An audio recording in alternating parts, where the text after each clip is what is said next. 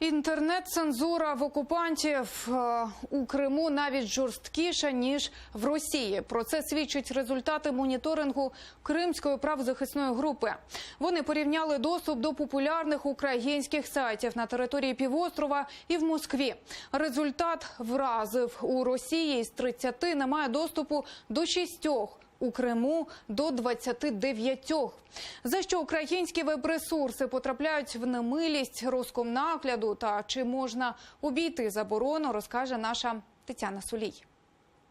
3 березня 2014-го з кримського телеефіру зникає канал «Чорноморка». Його частоти одразу займає рупор Кремля «Росія-24». 1 квітня 2015-го припиняє мовити єдиний в світі кримсько-татарський телеканал АТР. Російські окупанти видворили з Криму практично усі українські медіа. Замість них на екранах пропагандистський Крим-24 та «Звізда». Після зачистки телепростору взялися за віртуальний. Один за одним на півострові забороняють українські новинні ресурси. Правозахисники перевірили доступ до 30 сайтів на півострові і в Росії. Висновки вражаючі: цензура в Криму жорсткіша майже в 5 разів. Мы взяли список из 30 сайтов, которые полностью или частично заблокированы в Крыму. Из этих 30 сайтов, например, в Москве заблокировано 6, а в Симферопольский провайдер КСТ блокирует 29.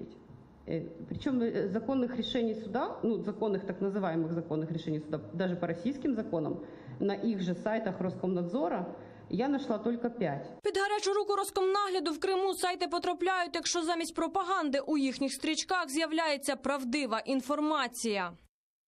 В принципе, если вдруг где-то появляется правда, то это недолго. Потом начинают блокировать. Причем не обязательно с решением суда. Если не хвалят эти сайты или каналы эту власть, то их уже начинают блокировать.